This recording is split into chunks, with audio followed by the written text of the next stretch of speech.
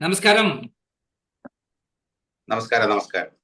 താങ്കള് വലിയൊരു നേട്ടമാണ് ഉണ്ടാക്കിയിരിക്കുന്നത്. കഴിഞ്ഞ കാലത്തൊന്നും കേരളത്തിൽ നിന്ന് നേടാൻ പറ്റാത്ത കാര്യം താങ്കളെ ഡൽഹി വഴി ഓപ്പറേറ്റ് ചെയ്ത്, രാജസ്ഥാൻ വഴി ഓപ്പറേറ്റ് ചെയ്ത്, അല്ലെങ്കിൽ തമിഴ്നാട് വഴി ഓപ്പറേറ്റ് ചെയ്ത് ഒരു പെരുങ്കള്ളനെ പൂട്ടിയിരിക്കുകയാണല്ലോ. അഭിനന്ദനങ്ങൾ. Thank you. താങ്കൾ എങ്ങനെയാണ് രാജേഷ് ജോർജ് എന്ന് പറയുന്ന ഇന്റർനാഷണൽ ഫ്രോഡിനെ പൂട്ടിയത്? അതായത് ഇത് കഴിഞ്ഞ ഒരു 10-12 ദിവസത്തെ ഒരു ഹാർഡ് വർക്കാണ്. ഉം. അപ്പം ഇവനെ തെരഞ്ഞെടുക്കപ്പെട്ടു എന്ന് അറിഞ്ഞപ്പോ തന്നെ യു കെയിൽ ഇവനക്ക് വളരെ കുറച്ച് ആൾക്കാർ മാത്രമേ ഇവനെ സപ്പോർട്ട് ചെയ്യുന്നുള്ളൂ. ഈ AIC എന്ന് പറഞ്ഞ ഗ്രൂപ്പിന്റെ അകത്ത് അസോസിയേഷൻ ഓഫ് ഇന്ത്യൻ കമ്മ്യൂണിസ്റ്റ് എന്ന് പറഞ്ഞ ഒരു ഗ്രൂപ്പ് ഉണ്ട്. അവിടെ അതിൽ വളരെ കുറച്ച് ആൾക്കാർ മാത്രമേ ഇവന്റെ പുറകിലുള്ളൂ. അപ്പം അവിടെ ഈ ഇവൻ ഇതിനകത്ത് കയറാൻ എങ്ങനെ സാധിച്ചതെന്ന് വെച്ച് കഴിഞ്ഞാൽ അതിന്റെ ഒരു ഇപ്പൊ സ്ഥാനം കഴിഞ്ഞ ഒരു സെക്രട്ടറി ഉണ്ട്. അപ്പൊ അദ്ദേഹം ഈ ഹർകിഷൻ സിംഗ് സുർജത്തിന്റെ സിസ്റ്ററുടെ മകളെ ഭർത്താവാണ്. അതായത് നമ്മൾ പറയുന്നത് പെരുങ്കള്ളനെ രാജേഷ് ജോർജ് എന്ന് പറയുന്ന കള്ളപ്പണ ഇടപാടുകാരനെയാണ്. അതെ. രാജേഷ് ജോർജ് അല്ല, രാജേഷ് കൃഷ്ണ. രാജേഷ് കൃഷ്ണ, സോറി, രാജേഷ് കൃഷ്ണ. ഈ രാജേഷ് കൃഷ്ണ ഈ പ്രതിനിധിയായിട്ട് കയറിയത് എങ്ങനെയാന്നുള്ള അവിടെ നിന്നാണ് ഞാൻ തുടങ്ങുന്നത്. അതായത് ഈ ഹർകിഷൻ സിംഗ് സുർജിത്തിന്റെ സിസ്റ്റർ മകളെ ഹസ്ബൻഡാണ് UK പാർട്ടിയുടെ സെക്രട്ടറി ഇതുവരെ.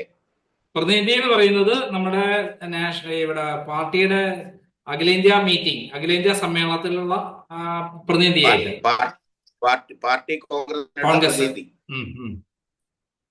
പാർട്ടി കോൺഗ്രസിനുള്ള പ്രതിനിധി. അപ്പം അദ്ദേഹം ആണ് ഇവനെ ഫോഴ്സ് ചെയ്തിട്ട് ഈ പ്രതിനിധി ലിസ്റ്റിലേക്ക് കയറ്റിയിരിക്കുന്നത്. അത് കാരണം എന്താണെന്ന് വെച്ച് കഴിഞ്ഞാൽ അദ്ദേഹത്തിന്റെ ഒരു റൈറ്റ് ഹാൻഡ് ആണ് ഇവൻ. അദ്ദേഹം പഞ്ചാബിയാണ്. അപ്പൊ ഈ പഞ്ചാബികളാണ് അവിടെ ഈ തുടക്കകാലത്ത് ഇന്ത്യൻ കമ്മ്യൂണിസ്റ്റ് പാർട്ടി ബ്രാഞ്ച് തുടങ്ങിയത്. അപ്പം തുടങ്ങിയ മുതൽ ഈ കഴിഞ്ഞ ദിവസം വരെ അദ്ദേഹമാണ് സെക്രട്ടറി കുറെ കാലമായിട്ട്. അപ്പം അദ്ദേഹം സ്ഥാനം ഇനി വേറെ ഒരു മലയാളി ഇപ്പൊ ഏറ്റെടുത്തിരിക്കുകയാണ്. അപ്പൊ ആ സ്ഥാനം ഒഴിയുന്ന സമയത്ത് ഇദ്ദേഹത്തിന് ഒരുപാട് കാര്യങ്ങൾ ചെയ്തതുകൊണ്ട് ഒരു പാരിതോഷികം എന്നുള്ള രീതിയിൽ പുള്ളിനെ ഒരു പ്രതിനിധിയായിട്ട് കൊണ്ടുവന്നതാണ്. അപ്പൊ ആ ലിസ്റ്റ് വന്നപ്പോ തന്നെ ഞാൻ കഴിഞ്ഞ ഒരു 10 ദിവസത്തിൽ കൂടുതലായിട്ട് കേരളത്തിലുള്ള പല ആൾക്കാരായിട്ട് ബന്ധപ്പെട്ടു. നമ്മുടെ ഗോവിന്ദമാഷ ഉള്ള ആൾക്കാരായിട്ട് ബന്ധപ്പെട്ടു. അവരെ ഭാഗത്തുനിന്നൊന്നും ഒരു പോസിറ്റീവ് റെസ്പോൺസും ഇല്ല. പിന്നെ ഞാൻ കോൺഫറൻസ് തുടങ്ങുന്ന ഒരു 3 ദിവസം മുമ്പാണ് അശോക് ധവളെ സഖാവിനെ പരിചയപ്പെടുന്നത്. അത് തമിഴ്നാട് സ്റ്റേറ്റ് കമ്മിറ്റി മുഖേന ഇദ്ദേഹത്തിന്, കാരണം ഇദ്ദേഹമാണ് UK ഈ ബ്രാഞ്ച് മീറ്റിംഗ്, അവിടുത്തെ ഈ അസോസിയേഷൻ ഓഫ് ഇന്ത്യൻ കമ്മ്യൂണിസ്റ്റിന്റെ പാർട്ടി സമ്മേളനത്തിൽ ഈ CPIM പ്രതിനിധീകരിച്ചും കൊണ്ട് ഒരു പൊളിറ്റ് ബ്യൂറോ മെമ്പർ പോവാറുണ്ട്. അതിൽ ഈ വർഷം പോയത് അശോക് ധവളയാണ്. അപ്പൊ അദ്ദേഹത്തിന്റെ നമ്പർ സംഘടിപ്പിച്ചു. തമിഴ്നാട് പാർട്ടി സ്റ്റേറ്റ് കമ്മിറ്റി മുഖേന അദ്ദേഹത്തിന്റെ നമ്പർ കിട്ടിയ മുതൽ അദ്ദേഹത്തെ അടുത്ത് സംസാരിച്ചപ്പോൾ അദ്ദേഹത്തിന് തീരെ വിശ്വാസം വരുന്നില്ല. അപ്പൊ അദ്ദേഹം മെയിൽ ID തന്നു. എൻ്റെ അടുത്ത് എല്ലാ ഡീറ്റെയിൽസും അയക്കാൻ പറഞ്ഞു. അപ്പൊ ഞാൻ മുമ്പ് പാർട്ടിക്ക് കൊടുത്ത പരാതികളും അതേപോലെ ഹൈക്കോടതിയിലുള്ള കേസിന്റെ ഡീറ്റെയിൽസും ഞാൻ ഇൻകം ടാക്സിനും EDക്കൊക്കെ കൊടുത്ത പരാതി, ഇതൊക്കെ അദ്ദേഹത്തിന് അയച്ചു കൊടുത്തപ്പോ തന്നെ അവരാകെ എൻ്റയർ പൊളിറ്റ് ബ്യൂറോ അവര് ഒരു കാഷ്വൽ ഡിസ്കഷൻ നടത്തിയപ്പോ തന്നെ എല്ലാവരും ഭയങ്കര ടെൻഷനിലായിരുന്നു. കാരണം ഇങ്ങനെ ഒരാൾ വന്ന് കയറി പറ്റിക്കഴിഞ്ഞാൽ ഇത്രയും വലിയൊരു ഇവന്റ്, പാർട്ടി കോൺഗ്രസ് എന്ന് പറഞ്ഞു കഴിഞ്ഞാൽ കമ്മ്യൂണിസ്റ്റ് പാർട്ടിയുടെ ഏറ്റവും ഹയസ്റ്റ് ഒരു ഇവന്റ് ആണത്. അത് ചൈന പോലെയുള്ള രാജ്യങ്ങളിൽ അതിലാണ് രാജ്യത്തിന്റെ പ്രസിഡന്റിനെ വരെ തെരഞ്ഞെടുക്കുക. അത്രയും വലിയൊരു ഇവന്റിൽ ഇങ്ങനെ ഒരു കള്ളൻ വന്ന് കയറുമ്പം, രാജേഷ് കൃഷ്ണമാരെ പോലുള്ള ഒരു കള്ളൻ വന്ന് കയറി കഴിഞ്ഞാൽ എന്തായിരിക്കും എന്നുള്ള സ്ഥിതി. അപ്പൊ എന്തുകൊണ്ട് കേരള സ്റ്റേറ്റ് ഇതിന് പ്രതികരിച്ചില്ല എന്നൊക്കെ അദ്ദേഹം എന്നോട് ചോദിച്ചു. ഞാൻ പറഞ്ഞു അത് എനിക്കറിയില്ല സാർ, അത് നിങ്ങളെ വിഷയം നിങ്ങൾ ചോദിക്കേണ്ടതാണ്. അങ്ങനെ അദ്ദേഹം പറഞ്ഞു ഞാൻ നോക്കാം, എന്നെക്കൊണ്ട് എന്തായാലും ഞാൻ നിനക്കൊരു വാക്ക് തരുന്നു, ഞാൻ ഈ പറഞ്ഞ കാര്യങ്ങളൊക്കെ സത്യമാണെങ്കിൽ ഇത് അവനെന്തായാലും ഞാൻ ഇപ്പൊ ഇതിൽ പങ്കെടുക്കാൻ അനുവദിക്കില്ല. പക്ഷെ അത് എങ്ങനെ ചെയ്യൂന്നൊക്കെ ഉള്ളത് എന്റെ മുമ്പിൽ വളരെ ടൈം ലിമിറ്റ് ഉണ്ട്. ഇപ്പം സമയപരിധി വളരെ കുറവാണ്. അപ്പം ഞാൻ ഇപ്പൊ ഞങ്ങളൊക്കെ മധുരയിലേക്കുള്ള യാത്രക്ക് പുറപ്പെടുകയാണ്. പല ആൾക്കാരും പുറപ്പെട്ടു. അപ്പൊ ഞങ്ങളെല്ലാം കൂടെ ഒന്ന് കൂടിയാലോചിക്കേണ്ടതുണ്ട്. ഒരു പ്രതിനിധിനെ തെരഞ്ഞെടുത്ത ഒരു പ്രതിനിധിനെ ഒഴിവാക്കാന്ന് പറഞ്ഞു കഴിഞ്ഞാൽ അത്ര എളുപ്പമുള്ള കാര്യമല്ല. അത് പല പ്രശ്നങ്ങളും വരും അതിൽ. അപ്പൊ നമുക്കൊരു വിശദമായ ചർച്ച ഇതിൽ വേണം. അതുകൊണ്ട് നീ ക്ഷമിക്കുക, എന്നെ കൊണ്ട് ചെയ്യാൻ പറ്റുന്നത് ഞാൻ ചെയ്യും. പക്ഷെ നീ അവസാന നിമിഷമാണ് വന്നത്. ഞാൻ പറഞ്ഞ അവസാന നിമിഷം വരാൻ കാരണം കഴിഞ്ഞ ഒരാഴ്ചയായിട്ട് ഞാൻ കേരളത്തിലെ പല നേതാക്കന്മാരെ പിന്നിലായിരുന്നു. അവരൊന്നും ആരും മൈൻഡ് ചെയ്തില്ല, ഒരു ഇതുപോലും തന്നില്ല. അവസാനം എനിക്കിത് എന്തെങ്കിലും രീതിയിൽ ഇത് സ്റ്റോപ്പ് ചെയ്യണമെന്നുള്ള ഒരു കാരണം എന്തൊക്കെ സംഭവിച്ചിട്ടുണ്ട് എന്നുള്ളത് എന്നെ പോലെ തന്നെ മറ്റു പല ആൾക്കാർക്കും പലതും സംഭവിച്ചിട്ടുണ്ട്. അപ്പൊ അതേപോലെ ഇവൻ ഇങ്ങനെയുള്ള ഒരു സമ്മേളനത്തിലും കൂടെ വന്നു കഴിഞ്ഞാൽ അതിൽ പിന്നെ ഇവൻ ആള് വളർന്ന് വലുതാകുകയാണ് ചെയ്യുക. അപ്പൊ അതില് നമ്മൾ അതിനൊരു ഫുൾ സ്റ്റോപ്പ് ചെയ്യണം. ആ ഫുൾ സ്റ്റോപ്പ് ചെയ്യാൻ വേണ്ടിയിട്ടാണ് അങ്ങനെയൊക്കെ പറഞ്ഞപ്പോ ഓക്കെ ഞാൻ നോക്കാന്ന് പറഞ്ഞു. പുള്ളി അതേപോലെ തന്നെ സമ്മേളനം തുടങ്ങുന്ന, അതായത് 2-ാം തീയതി ആയിരുന്നു സമ്മേളനം തുടങ്ങുന്നത്. 1-ാം തീയതി ആയിരുന്നു പുള്ളി മധുരയിൽ എത്തിയത്. 1-ാം തീയതി അവിടെ അവൈലബിൾ ആയിട്ടുള്ള വൈകുന്നേരം ഒരു മോസ്റ്റ് ഓഫ് ഓൾ ദ ആൾക്കാർ എല്ലാവരും എത്തിയിട്ടുണ്ടായിരുന്നു. ആ സമയത്ത് പ്രതിനിധികളെല്ലാം എല്ലാ കേന്ദ്ര കമ്മിറ്റി മെമ്പർമാരും എത്തിയിട്ടുണ്ടായിരുന്നു. അവരെ വെച്ചും കൊണ്ട് പിന്നെ ഒരു ഇമ്മീഡിയറ്റ് ഒരു എമർജൻസി കേന്ദ്ര കമ്മിറ്റി കൂടി അതിൽ വിശദമായ ചർച്ച ചെയ്തു. അതിലിപ്പോ ഏഷ്യാനെറ്റ് ന്യൂസിൽ ഞാനൊരു വാർത്ത കേട്ടത്, പ്രകാശ് കാരാട്ട് ഫ്രോഡ് എന്നാണോ പോലെ ആ മീറ്റിംഗിൽ ഇവനെ പറ്റി പറഞ്ഞത്. Is A fraud. ഏഷ്യാനെറ്റ് ഇന്ന് റിപ്പോർട്ട് ചെയ്തിട്ടുണ്ട്. അത് ഈസ് എ ഫ്രോഡ് എന്നുള്ള വേർഡാണ് ഉപയോഗിച്ചത് പ്രകാശ് കാരാട്ട്. അത് ഏഷ്യാനെറ്റ് പറഞ്ഞിട്ടാണ് ഞാൻ അറിയുന്നത്. അങ്ങനെ ഇവരെ എന്ത് ചെയ്തു, ഇവരെ ഇത് റിമൂവ് ചെയ്യാൻ വേണ്ടി പുള്ളിനെ ഇതിൽ നിന്ന് പിൻവലിക്കാൻ വേണ്ടി തീരുമാനിച്ചു. അപ്പൊ തീരുമാനിക്കുമ്പോഴും കേരളത്തിലെ പല പോളിറ്റ് ബ്യൂറോ മെമ്പർമാർക്കും മൗനസമ്മതമാണ്. അതായത് അവരിതിനെപ്പറ്റി കൂടുതൽ വായ തുറക്കുന്നില്ല. പക്ഷെ ഇത് സെൻട്രൽ കമ്മിറ്റിയിൽ ഈ കാര്യങ്ങളും ഈ എവിഡൻസും ഇത്രയും വലിയ കംപ്ലൈന്റും വലിയ ഡോക്യുമെന്റേഷൻസും സപ്പോർട്ടിംഗ് ഡോക്യുമെന്റ്സും എവിഡൻസും ഹൈക്കോടതി കിടക്കുന്ന കേസിന്റെ ഡീറ്റെയിൽസും ഹൈക്കോടതിയുടെ ഇന്ററിം ഓർഡർ ഒക്കെ വന്നപ്പം അവർക്ക് കൂടേണ്ട വന്നു. അപ്പം വെസ്റ്റ് ബംഗാളിലെ ലീഡേഴ്സും ത്രിപുരയിലുള്ള ലീഡേഴ്സും മറ്റ് മഹാരാഷ്ട്ര തമിഴ്നാട്ടിലെ ലീഡേഴ്സ് ഒക്കെ എന്തായാലും ഇവനെ ഒഴിവാക്കിയേ പറ്റൂന്ന് വന്നപ്പം കേരളത്തിലെ ആൾക്കാർക്ക് കൂടേണ്ട വന്നു. കൂടാതെ മാർഗമില്ല. അങ്ങനെ അവര് ഐക്യകണ്ഠേനെ ഇവനെ റിമൂവ് ചെയ്യാൻ വേണ്ടി കേന്ദ്ര കമ്മിറ്റി തീരുമാനിച്ചു. ആ വിഷയം ഇവന്റെ അടുത്ത് കമ്മ്യൂണിക്കേറ്റ് ചെയ്യാൻ വേണ്ടി, ഇദ്ദേഹത്തിന്റെ അടുത്ത് കമ്മ്യൂണിക്കേറ്റ് ചെയ്യാൻ വേണ്ടി എം എ ബേബിനെ പാർട്ടി ചുമതലപ്പെടുത്തുകയും ചെയ്തു. അതിന്റെ അടിസ്ഥാനത്തിൽ എം എ ബേബി പിന്നെ അവനെ വിളിച്ച് പറയുകയും ചെയ്തു നീ പങ്കെടുക്കാൻ പാടില്ല എന്നുള്ളത്. പിന്നെ ഇന്നലെ വീണ്ടും വിളിച്ചിട്ട് പുള്ളിനോട് അവിടുന്ന് വിട്ടോളാൻ പറഞ്ഞു, പൊക്കോളാൻ പറഞ്ഞു. കാരണം നീ അവിടെ ചുറ്റിപ്പറ്റി നിന്നിട്ട് ഫോട്ടോഗ്രാഫ്സ് എല്ലാം എടുത്ത് ഷെയർ ചെയ്ത് കഴിഞ്ഞാലൊക്കെ ബുദ്ധിമുട്ടാണ്. അതുകൊണ്ട് മധുര വിട്ട് പൊക്കോളാൻ പറഞ്ഞിട്ട് അവിടെ നിന്ന് വിട്ടു പോയി എന്നാണ് ഇപ്പൊ എനിക്ക് അറിയാൻ കഴിഞ്ഞത്. എന്തായാലും ഒരു തരത്തിലും കഴിയാത്തൊരു കാര്യം, ഒരു പാർട്ടി കോൺഗ്രസിൽ തെരഞ്ഞെടുത്ത പ്രതിനിധിയെ പുറത്താക്കുക, ഒഴിവാക്കുക എന്ന് പറയുന്നത് വലിയൊരു പോരാട്ടം തന്നെയാണ്. അതിൽ അഭിനന്ദനം. അതോടൊപ്പം ഒരു കാര്യം ചോദിക്കാനുള്ളത്, അല്ല അതിൽ എന്നെ ഒരു കാര്യം ഞാൻ പറയാം. എന്നിട്ട് പോലും കേരളത്തിലെ സാറ്റലൈറ്റ് ചാനലുകള് അത് മറ്റു പല രീതിയിലാണ് അവതരിപ്പിക്കുന്നത്. ഇപ്പൊ ഞാൻ കഴിഞ്ഞ വർഷം എന്റെ നിങ്ങളെ കൂടെയുള്ള ഇന്റർവ്യൂവും മറുനാടൻ ഷാജന്റെ കൂടെയുള്ള ഇന്റർവ്യൂവും അതേപോലെ മറ്റു 1-2 ഇന്റർവ്യൂസ് ഒക്കെ വന്നപ്പം ജനം TV ഒരുപാട് ആൾക്കാർ എന്നെ കുറ്റപ്പെടുത്തിയിരുന്നു. നീ എന്തിനാണ് ഇവരുടെ അടുത്തൊക്കെ പോകുന്നത്, നിനക്ക് സാറ്റലൈറ്റുകാർ, കാരണം അവര് തയ്യാറാവുന്നില്ല. ഇന്ന് അതിന് ഏറ്റവും വലിയൊരു എക്സാമ്പിൾ ആണ്. കാരണം ഇത്രയും വലിയ വിഷയങ്ങൾ അറിഞ്ഞിട്ട് ഞാൻ എന്നിട്ട് അത് മീഡിയ വണ്ണിനെ തിരുത്താൻ ശ്രമിച്ചു. മീഡിയ വണ്ണിൽ ഒരാളെ വിളിച്ചു, എവിഡൻസ് അടക്കം കൊടുത്തു. എനിക്ക് അറിയുന്ന ആളാണ്, പേഴ്സണലി കൊടുത്തു. അതേപോലെ റിപ്പോർട്ടറിലെ ഒരാളെ വിളിച്ചിട്ട് ഞാൻ പറഞ്ഞു ഡോക്ടർ അരുണിന്റെ നമ്പർ വേണം. അപ്പൊ അരുണിന്റെ നമ്പർ തരാൻ പറ്റില്ല എന്ന് പറഞ്ഞു. ശരി, നിങ്ങൾ ഇത് കേൾക്കാൻ തയ്യാറാണെന്ന് അവരുടെ അടുത്ത് ഞാൻ പറഞ്ഞു. ഇത് ഇങ്ങനെയല്ല, നിങ്ങൾ റിപ്പോർട്ട് ചെയ്യുന്ന റോങ് ആണ്. മീഡിയ വൺ റിപ്പോർട്ട് ചെയ്യുന്നത് അൻവറായിട്ടുള്ള ബന്ധത്തിന്റെ പേരിൽ പുറത്താക്കിയെന്നാണ്. ഓക്കെ, ഞാൻ പിന്നെ റിപ്പോർട്ടർ പറയുന്നത് പല സാമ്പത്തിക ക്രമക്കേടുകൾ പുള്ളിയുടെ പേരിൽ കണ്ടെത്തിയതിന്റെ പേരിൽ. അപ്പൊ എനിക്കുള്ള ഒറ്റൊരു ചോദ്യം, ഈ അൻവറായിട്ടുള്ള ബന്ധമൊക്കെ ഈ UK ഇത് തെരഞ്ഞെടുത്ത് ഈ ലിസ്റ്റ് കേരള സംസ്ഥാന കമ്മിറ്റിക്ക് ഈ ലിസ്റ്റ് വരും അപ്രൂവലിന്. ഈ ലിസ്റ്റ് അപ്രൂവൽ വന്ന് ആ സമയത്തൊക്കെ പുറത്താക്കാത്ത ഒരാളെ ഈ അൻവറിന്റെ പേരും പറഞ്ഞിട്ട് അവസാനം പുള്ളി മധുരയിലെത്തി, സമ്മേളനം നടക്കുന്ന വെന്യൂലെത്തി. അവിടെ 4-5 ദിവസത്തേക്ക് 5 സ്റ്റാർ ഹോട്ടലിൽ 3 റൂമാണ് പുള്ളി ബുക്ക് ചെയ്തിരിക്കുന്നത്. ഞാൻ അറിഞ്ഞത് 3 5 സ്റ്റാർ ഹോട്ടലിൽ 3 റൂം ബുക്ക് ചെയ്ത് ടോട്ടൽ കാശ് അടച്ച് 4-5 ദിവസത്തേക്കുള്ള കാശ് അടച്ച് വന്ന് സെറ്റിലായി ഇരിക്കുന്ന ആളെടുത്താണോ അന്നേരാണോ പറയേണ്ടത് നിങ്ങൾ ഇതിൽ പങ്കെടുക്കാൻ പാടില്ല എന്നുള്ളത്? ഇപ്പൊ PV അൻവറായിട്ടുള്ള ബന്ധമുള്ള ആളാണെങ്കിൽ മുമ്പേ നിങ്ങൾക്ക് തീരുമാനം എന്തിനാ അദ്ദേഹത്തിനെ തെരഞ്ഞെടുത്തു? ഇതാണ് ഈ മെയിൻ ധാര ചാനലുകളുടെ പ്രശ്നം. ഇതാണ്, അവർക്ക് ഒരു സത്യം പുറത്തു കൊണ്ടുവരികയാണെങ്കിൽ അത് അതിൻ്റെതായ രീതിയിൽ കൊണ്ടുവരണം. അതിനവര് തയ്യാറല്ല. അപ്പൊ നമ്മള് കിട്ടുന്ന സോഴ്സിൽ പോയിട്ട് സംസാരിക്കുകയല്ലേ ചെയ്യുക. അപ്പൊ നിങ്ങൾ എന്തിനു ക്രൈമിൽ പോയി, അല്ലെ നിങ്ങൾ എന്തിനു മറുനാടിൽ പോയി, അല്ലെ ജനം TV പോയി? അത് ആ ചോദ്യത്തിന് എന്ത് പ്രസക്തിയാ ഉള്ളത്? നമുക്ക് എവിടെയാണോ നമുക്ക് സത്യം ഷെയർ ചെയ്യാൻ പറ്റുന്ന പ്ലാറ്റ്ഫോമിലേ നമുക്ക് പറയാൻ പറ്റുള്ളൂ. സത്യം കേൾക്കാൻ തയ്യാറുള്ളവര്. അതായത് താങ്കൾ ഇവിടെ എത്തിച്ചേർന്നതിൽ ഏറ്റവും അധികം നെഗറ്റീവായിട്ട് പ്രവർത്തിച്ചത് കേരളത്തിലെ പാർട്ടിയാണ്, നേതാക്കന്മാരാണ്. ഇപ്പൊ കേരളത്തിൽ നിന്ന് 100%.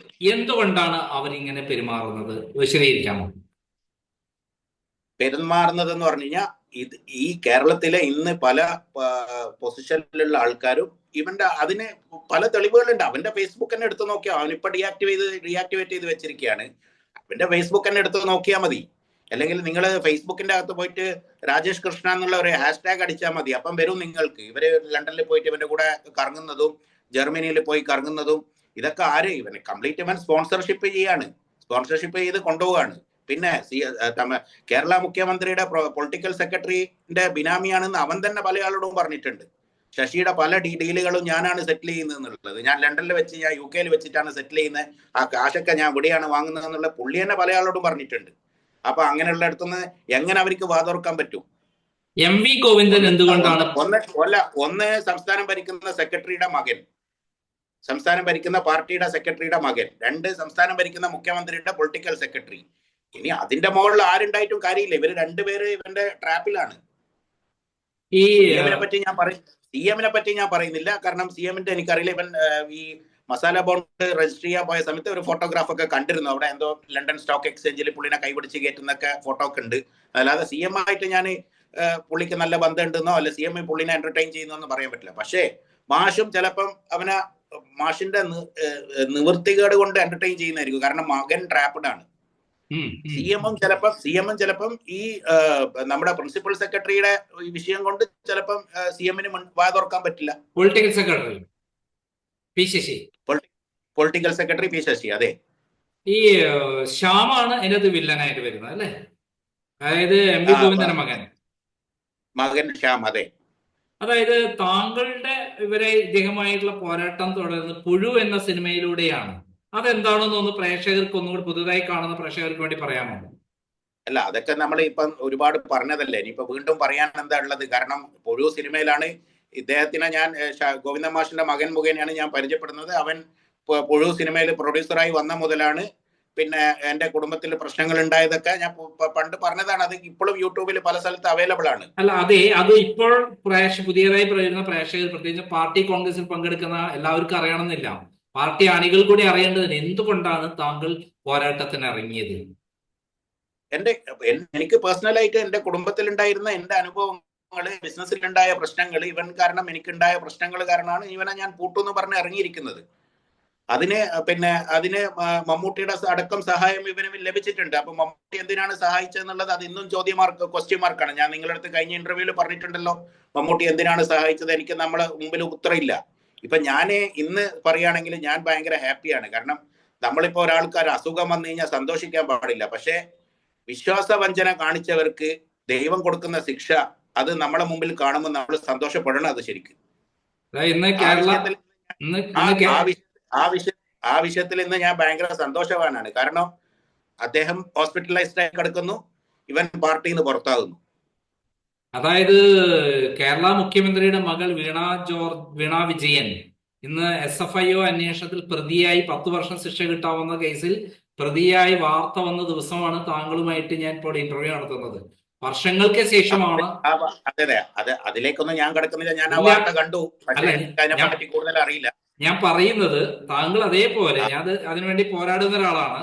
ഞാൻ പാർട്ടിക്കെതിരല്ല, ഇതുപോലെയുള്ള കള്ളത്തരം ചെയ്യുന്ന തട്ടിപ്പടത്തുന്ന ആൾക്കാർക്കെതിരെയാണ്. ഇത് പാർട്ടിയെ ഹൈജാക്ക് ചെയ്ത് ഇവിടെ പാർട്ടിയുടെ ഭരണത്തിന് കീഴിൽ നടക്കുന്ന കാര്യങ്ങളെല്ലാം കച്ചവടം നടത്താൻ UK ബേസ്ഡ് നടക്കുന്ന വലിയൊരു റാക്കറ്റിന്റെ തലവനാണ് ഈ രാജേഷ് ജോർജ് എന്ന് പറഞ്ഞാൽ തെറ്റാണോ?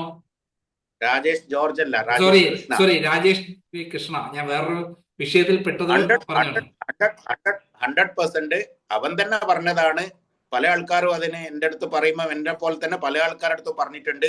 എൻ്റെ അടുത്ത് തന്നെ കഴിഞ്ഞ കണ്ണൂർ പാർട്ടി കോൺഗ്രസിന്റെ വേദിയിൽ വെച്ചിട്ട് എന്നെ തല്ലുമ്പോൾ, എന്നെ ആക്രമിക്കുമ്പോൾ പറഞ്ഞതാണ്, കാരണം നീ പാർട്ടിക്കൊന്നും ഒരു കംപ്ലൈന്റ് കൊടുത്തിട്ടും കാര്യമില്ല, പിന്നെ പാർട്ടി നീ കൊടുത്തു കഴിഞ്ഞാൽ ത്തിലുള്ള സകല നേതാക്കന്മാരും എന്നെ ഒന്നും ചെയ്യാൻ പറ്റില്ല, അവരുടെയൊക്കെ പല സാധനങ്ങൾ എൻ്റെ കയ്യിലുണ്ട്. സത്യമാണ്. അപ്പൊ ശ്രീരാമകൃഷ്ണൻ, MB രാജേഷ്, PK ബിജു, നമ്മുടെ MV ഗോവിന്ദൻ, P ശശി പോരെ, ഇനി എന്താ ഇത്രയും ആൾക്കാർ അവന്റെ കയ്യിലുണ്ടാവും, പിന്നെ അവനക്ക് എന്തും ചെയ്യാലോ. പിന്നെ അവനിപ്പോ ഒരു കാറ്, ഒരു ഒരു കാർ യാത്ര നടത്തി ബൈ റോഡ്, അത് ലണ്ടൻ ടു കേരള എന്ന് പറഞ്ഞിട്ട്. അതിൽ കിട്ടിയ ഇൻഫർമേഷൻ എന്താന്ന് പറഞ്ഞു കഴിഞ്ഞാല് ഈ കള്ളപ്പണത്തിന് മൊത്തം വെളുപ്പിക്കാൻ വേണ്ടിയിട്ടുള്ള ഒരു സോഴ്സ് ഉണ്ടാക്കുകയാണ്. അതായത് ഈ യാത്ര ചെയ്യുന്ന വരുന്ന വഴിക്കൊക്കെ ഇത്ര രൂപകൾ എനിക്ക് ഡൊണേഷൻ കിട്ടിയിട്ടുണ്ട്, ഈ ഡൊണേഷനൊക്കെയാണ് ഈ എന്റെ ഇൻവെസ്റ്റ്മെന്റ്, ഇപ്പം എനിക്ക് കയ്യിലുള്ള എന്റെ പണങ്ങളൊക്കെ ഈ ഡൊണേഷൻസ് ആണ്. ഇപ്പം ഈ മോഹൻലാലും മമ്മൂട്ടിയും കൂടെ ചേർന്നിട്ട് ഒരു പടം വരുന്നുണ്ട്. അതിന്റെ ഷൂട്ടിംഗ് ഇപ്പൊ പാതിയിൽ നിന്നിരിക്കുകയാണ്. അതിൽ ശരിക്കും ആൻഡ്രോ ജോസഫാണ് അതിന്റെ പ്രൊഡ്യൂസർ. പക്ഷെ അതിൽ നിറഞ്ഞു നിൽക്കുന്നത് ഇദ്ദേഹമാണ്. കാരണം എന്താ വെച്ച് കഴിഞ്ഞാൽ ഇദ്ദേഹം അതിന്റെ എക്സിക്യൂട്ടീവ് പ്രൊഡ്യൂസറാണ്. അപ്പൊ പ്രൊഡ്യൂസറെ കാട്ടിയും ആ സിനിമന്റെ അകത്ത് ഹോൾഡും പവറും കാണിക്കുന്നത് രാജേഷ് കൃഷ്ണയാണ്. കാരണം അതിൽ മമ്മൂട്ടി തന്നെ അടക്കം ഷെയർ ചെയ്ത പല വീഡിയോകളിലും രാജേഷ് കൃഷ്ണ ഉണ്ട്. മമ്മൂട്ടിയുടെ ഫേസ്ബുക്ക് പേജ് നോക്കിയാൽ മനസ്സിലാവും. മമ്മൂക്കയുടെ പേജിന്റെ അകത്ത് പല വീഡിയോയിലും ആൻഡ്രോ ജോസഫൻ അതിനെപ്പറ്റി കംപ്ലൈന്റ് പറഞ്ഞിട്ടുണ്ട്. എന്തെന്ന് എന്റെ പടം ഹൈജാക്ക് ചെയ്തു രാജേഷ്. കാരണം അതിനകത്ത് ഇവൻ എന്തോ 12 കോടി രൂപ എന്തോ ഇൻവെസ്റ്റ് ചെയ്തിരിക്കുന്നതെന്നാണ് കേട്ടിരിക്കുന്നത്. ഇവനും ഇവന്റെ വേറൊരു ഖത്തറിലുള്ള കൂട്ടാളിയും കൂടെ. എവിടുന്നാണ് ഈ 12 കോടി? അതായത് പുഴുവെന്ന സിനിമയിൽ താങ്കളുടെ ഭാര്യ സംവിധാനം ചെയ്യാൻ താങ്കളുടെ സപ്പോർട്ടാണ് കാരണമെന്ന് നമുക്ക് എല്ലാവർക്കും അറിയാം. പക്ഷെ മമ്മൂട്ടിയും രാജേഷ് ജോർജും അല്ലേ ശരിക്കും താങ്കളെ ഭാര്യനെ അകറ്റി കൊണ്ടുപോയത്? രാജേഷ് കൃഷ്ണ, ഞാൻ വീണ്ടും റിപ്പീറ്റ് ചെയ്ത് സോറി, രാജേഷ് കൃഷ്ണയും മമ്മൂട്ടിയും തന്നെയല്ലേ താങ്കളുടെ ഭാര്യയെ താങ്കളെ അകറ്റി തട്ടിയെടുത്തതിന് കാരണം? അല്ല, അതില് മമ്മൂക്കാന്റെ റോൾ എന്താന്ന് എനിക്ക് ഇതുവരെ ക്ലിയർ വ്യക്തമായിട്ട്, നമ്മൾ അറിയാത്ത കാര്യങ്ങൾ നമ്മൾ പറയാൻ പാടില്ല. അദ്ദേഹം ഇടപെട്ടോ? ഒരു കുടുംബത്തിന്റെ പ്രശ്നം തീർക്കാൻ വേണ്ടിട്ട് എപ്പോഴെങ്കിലും താങ്കളെ വിളിച്ച് തീർത്തോ? ഇല്ല, അദ്ദേഹത്തിന് അയച്ചപ്പം അദ്ദേഹം അതിൽ ഇന്നസെന്റ് ആണ്. അതിൽ ഒരു മറുപടിയും ഇല്ലല്ലോ. കാരണം പുള്ളി ഒഴിഞ്ഞു മാറിയല്ലേ ചെയ്ത്. അവസാനം ഞാൻ എന്റെ മെസ്സേജുകൾക്ക് പുള്ളിക്ക് മറുപടി ഇല്ലാതായപ്പം ഇത്രയും വർഷം ഞങ്ങള് സംസാരിച്ചുകൊണ്ടിരുന്ന വാട്സപ്പ് ഒക്കെ പുള്ളി ബ്ലോക്ക് ചെയ്തു. ഈ പിന്നെ ഷാജിസ് കറിയയെ ലണ്ടൻ എയർപോർട്ടിൽ വെച്ചിട്ട് പച്ചത്തെറി പറഞ്ഞ് ഉപദ്രവിച്ച സംഭവത്തിലൂടെയാണ് രാജേഷ് കൃഷ്ണ കുപ്രസിദ്ധനായി തീരുന്നത്. ശരി തന്നെയല്ലേ? അതെ, അതിൽ കൂടിയാണ് CPM-ന്റെ സൈബർ ഇടങ്ങളിൽ ഇവനെ വാഴ്ത്തപ്പെടുന്നത്. കാരണം CPM-ന്റെ മൊത്തത്തിലുള്ള ശത്രുവാണല്ലോ ഷാജൻ. അപ്പം എല്ലാ CPM-കാരുടെ ശത്രു എന്നും പറയാൻ പറ്റില്ല. ഈ തട്ടിപ്പിനെ കൂട്ട് നിൽക്കുന്ന പുത്തൻ ഈ പോരാളി ഷാജികളെ പോലെ ആള്. ഇപ്പം പോരാളി ഷാജിയുടെ പേജിൽ ഞാൻ കണ്ടു ഇവനെ പറ്റിയുള്ള പോസ്റ്റ്. ഇവൻ ലണ്ടൻ രാജേഷ് പ്രതിനിധിയായി എന്നൊക്കെ പറഞ്ഞിട്ട് പോസ്റ്റ് ഒക്കെ കണ്ടു. അപ്പൊ പോരാളി ഷാജിനെ പോലെയുള്ള ആൾക്കാര്, അതേപോലെ സി ഷുക്കൂറിനെ പോലെയുള്ള ആൾക്കാര്. സി ഷുക്കൂറിന്റെ ഒക്കെ കാര്യം പറയേണ്ടിയില്ലല്ലോ. അദ്ദേഹം രണ്ടാമത് കല്യാണം കഴിച്ചത് എന്തോ രജിസ്റ്റേർഡ് മാരേജ് ഒക്കെ നടത്തി സമൂഹത്തിനെ ബോധ്യപ്പെടുത്തിയ ആൾക്കാരാണ്. അദ്ദേഹത്തെ എനിക്കെതിരെ ഫേസ്ബുക്ക് പോസ്റ്റ് ഇട്ടിട്ട് അത് ഏഷ്യാനെറ്റിലൊക്കെ ന്യൂസ് ആയിട്ട് വന്നു. അദ്ദേഹത്തിനൊക്കെ എന്താ അറിയാം എന്റെ ജീവിതത്തിനെ പറ്റിയിട്ട്? അദ്ദേഹത്തിനെ ഞാൻ വെല്ലുവിളിക്കുകയാണ്. അദ്ദേഹത്തിന് ധൈര്യം ഉണ്ടെങ്കിൽ അദ്ദേഹം ചെന്നൈയിൽ വരട്ടെ. അദ്ദേഹം ഒരു ആണാണെങ്കിൽ അദ്ദേഹം ചെന്നൈയിൽ വന്നിട്ട് ഞാൻ കാണിച്ചു കൊടുക്കാം ഞങ്ങൾ എങ്ങനെയാ അവിടെ ജീവിച്ചതെന്നുള്ള. അദ്ദേഹം വൃത്തികെട്ട രീതിയിലാണ് എനിക്കെതിരെ പോസ്റ്റ് ഇട്ടത്. ചെന്നൈയിൽ വന്നു കഴിഞ്ഞാൽ അയാൾക്ക് ഞാൻ കാണിച്ചു കൊടുക്കാം ഞങ്ങളുടെ ജീവിതം എങ്ങനെയായിരുന്നു, എങ്ങനെയാണ് ഇവിടെ ഞങ്ങൾ ജീവിച്ചത്, ഞങ്ങളുടെ ചുറ്റുപാട് എന്താണ്. ആൾക്കാർ ഇവിടെ പ്രശ്നത്തോടെ എന്റെ കൂടെ വന്ന് പല സ്ഥലത്തും സാക്ഷികൾ പറയാൻ വേണ്ടിയിട്ട് ആൾക്കാർ അത്രയും ധൃതി പിടിച്ച് നിൽക്കുകയാണ്. എന്റെ കൂടെ ജോലി ചെയ്ത ഡ്രൈവർമാര്, അല്ലെങ്കിൽ എന്റെ ഡ്രൈവേഴ്സ്, അല്ലെ എന്റെ വീട്ടിൽ ജോലി ചെയ്ത ആൾക്കാർ, എന്റെ കൂടെ വർക്ക് ചെയ്ത ആൾക്കാർ, എന്റെ സുഹൃത്തുക്കൾ, റിലേറ്റീവ്സ്, അങ്ങനെയുള്ള പല ആൾക്കാരും. ഇതൊന്നും അറിയാതെ ഈ സി ഷുക്കൂറിനെ പോലെയുള്ള ആൾക്കാർ ഈ കയറി ഫേസ്ബുക്ക് ഇട്ടിട്ട് ആളാവുന്നത്. അയാൾക്ക് ആളാവണമെങ്കിൽ അയാൾക്ക് മമ്മൂട്ടിയുടെ സിനിമയിൽ അഭിനയിക്കണമെങ്കിൽ അതിന് മറ്റു പല വഴികളും നോക്കുക. എന്റെ നെഞ്ചത്ത് കയറേണ്ട ആവശ്യമില്ലല്ലോ. അയാൾക്കൊക്കെ എന്ത് അർഹതയുള്ള ഇതില ഇങ്ങനെയുള്ള കാര്യങ്ങൾ പഠിക്കാതെ പോസ്റ്റ് ഇടാൻ വേണ്ടിയിട്ട്? അയാളൊരു വൃത്തികെട്ട ആള്. കാരണം സ്വന്തം കുടുംബത്തിൽ എന്തോ വീണ്ടും കല്യാണം നടത്തി സ്വത്ത് അങ്ങനെ ഇങ്ങനെന്നൊക്കെ പറഞ്ഞിട്ട് ഒരു പ്രശസ്തി പിടിച്ചു പറ്റാന്ന് പറഞ്ഞു കഴിഞ്ഞാൽ അതിലും വലിയ നാണക്കേടൊക്കെ എന്താ ഉള്ളത്? അതേപോലെ അയാളെ പോലെ തന്നെ വേറെ ഒരു NP നിസ എന്ന് പറയുന്ന ഒരു സ്ത്രീ, പിന്നെ ഏഷ്യാനെറ്റിൽ മുമ്പ് വർക്ക് ചെയ്ത വേറൊരു സ്ത്രീ, ഇവരോടെല്ലാം ഞാൻ പറയാണ്, നിങ്ങൾ എന്ത് കണ്ടിട്ടാണ് ഈ പോസ്റ്റ് ഇടുന്നത് എനിക്കെതിരെ? പോസ്റ്റ് ഇടുന്ന മുമ്പ് നിങ്ങൾ എന്തായിരുന്നു എന്നുള്ളത് ഇവിടെ വന്ന് പഠിക്കണോ? ഞാൻ കേരളത്തിലല്ല ഉണ്ടായിരുന്നത്, ഞാൻ ഇവിടെ പഠിച്ചു വളർന്ന ആളാണ്. അപ്പൊ നിങ്ങൾ ഇവിടെ വന്നു കഴിഞ്ഞാലേ നമ്മളെ ചുറ്റുപാട് എന്താണ് ഏതാണെന്നല്ല, നമ്മൾ എങ്ങനെ ജീവിച്ചാണെന്നല്ല അറിയുള്ളൂ. അല്ലെങ്കിൽ ആരെങ്കിലും പറയുന്നത് കേട്ടിട്ട് ഈ രാജേഷ് കൃഷ്ണമാരെ പോലെയുള്ള ഫ്രോഡുകളെ പ്രൊട്ടക്ട് ചെയ്യാൻ വേണ്ടിയിട്ട് ഇങ്ങനെ കുറച്ച് ആൾക്കാർ ഇപ്പം എഴുത്ത് കുത്തായിട്ട് ഇറങ്ങിയിരിക്കുകയാണ്. എന്താ അതിന്റെ ആവശ്യമുള്ളത്? ഈ MP രാജേഷ് എന്താണ് ഇയാളുമായിട്ടുള്ള ഇടപാട് എന്താണ്? MP രാജേഷിന്റെ ഇലക്ഷൻ ഫണ്ടിലേക്ക് ഇവൻ അൺഒഫീഷ്യലായിട്ട് ഫണ്ട് കൊടുത്തു എന്നുള്ളത് ഇവന്റെ കമ്പനി റെക്കോർഡ്സിലുണ്ട്.